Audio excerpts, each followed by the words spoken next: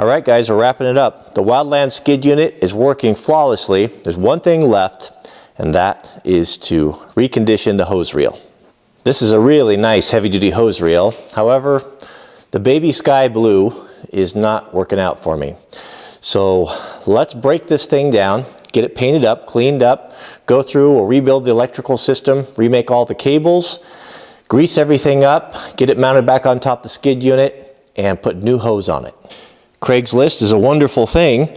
We've got some really nice NFPA rated fire hose here, brass ends, that is slightly used but in good condition. It hasn't been out in the sun, nice and pliable, and will give years and years of service. Good USA made hose by Goodyear, 300 PSI rated. It'll be perfect for the reel. This hose, on the other hand, is not so nice. Very hard, you can't really squeeze it. Sun bleached, it is prone to fail. It's not something we are going to want to fool around with. So we'll strip that off of there and put the new hose on. Everything in here seems to be in order and in good condition and works just fine. Got a problem there. We'll probably replace this relay. These cables, some of them are good, some of them not so good. These here are brittle and the insulation's coming off, and we'll redo all of these. We just don't want any problems. We've got the switch over there. That seems to be in good order. We've got the fitting there. We'll reuse all of these things, grease up the chain, and just get this thing cleaned up and painted to match. So the first thing I'm going to do is pull off all the electrical system. I'm going to kind of treat that as a separate system.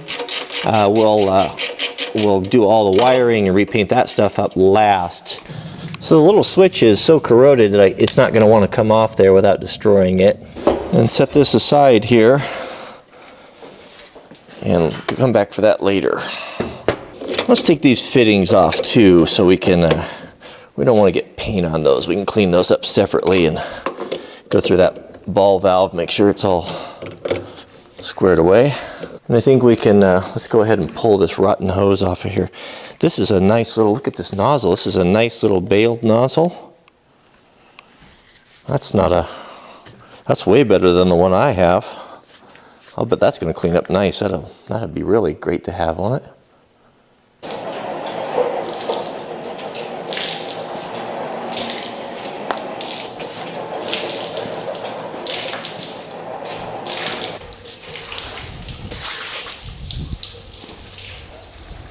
I'm not 100% sure here, but I'm guessing this is not a proper repair job. Duct tape. When you're working on this old stuff, one thing that's really a necessity is a torch. If you put heat on these threads, things that you can't get loose, like this one here, will easily come off. These torches are pretty inexpensive now. This one's nice. You can get these at Home Depot because they have an automatic igniter on them. There's two different types of gas. Primarily, you're going to see the blue bottles and the yellow bottles. The blue bottles, I think, are just basically like a butane or propane, something like that. The yellow ones are more of a high-performance gas called a MAP gas, and it's much hotter, and it's worth a little bit of extra money.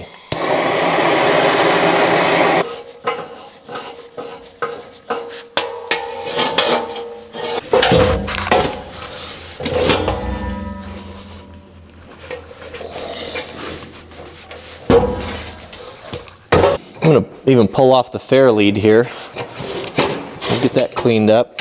When do you think it's the last time that thing's been greased? All right, so let's start with the base. You know, things like this really bug me. That's been somebody had something mounted on there. They cut it off there with a torch, and that looks bad.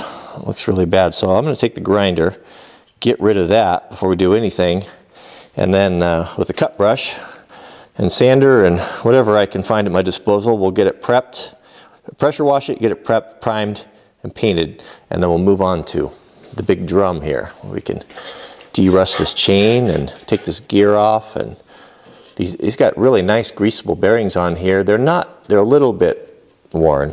You know, probably never got greased. When they installed this, the nipple's too short, so you can't get a grease gun on there, but it'll clean up good.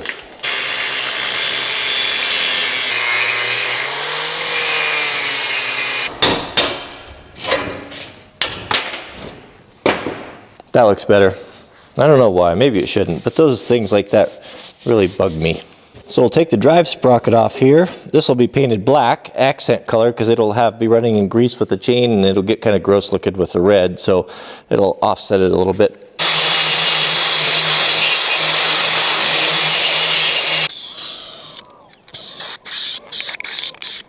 So this is a really interesting and cool little valve. So this allows the hose reel to turn any direction, endlessly round and round and round, and still supply water without having to untwist anything. I noticed it had maybe a little bit of leak in it, and what we've got is it's a totally rebuildable valve. If I can get the seals, I just got to go into town to a very special place to get them, but we might be able to clean these up. So this is the race here on the inside where the seals run, and it's in pretty good condition. So I've just taken some 400 grit sandpaper, 600 grit sandpaper, and just cleaned that up a little bit. Taking a wire brush and cleaned this up, staying off the seals as best I can. And I can just take a little bit of a grease and put on here, and that will help.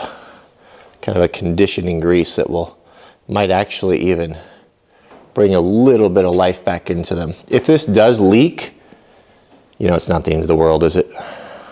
Drips on the top of the tank a little bit. But since we have it apart here and I want to clean it up, we can certainly give it a try. So there's a lot of grime and gunk in there that already feels better. This is held in with what we call a snap ring, and these are snap ring pliers. You can see that they've got two little dimples on them.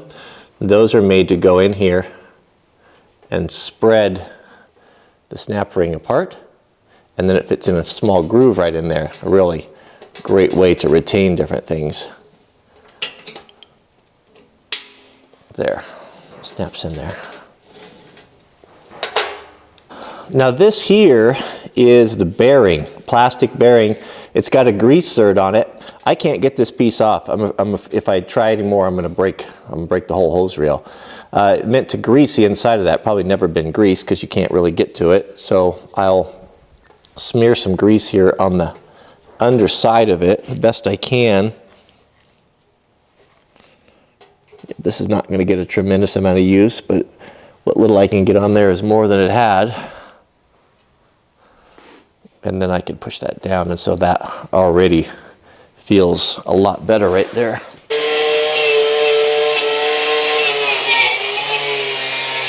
So I'm ready to paint the drum. I want to mask this section off. I don't want to paint that. It's got a nice kind of a cadmium finish on it, so I'll just use a surgical glove here to do the bulk of it. So the prep is all done, and I've got it all nice and clean best I can. When you're painting with red, you want to use a red oxide primer. Anytime you're painting red, you want to have a primer as a tint where the primer will really show through. You got to put lots of coats. So a red primer works good with a red paint.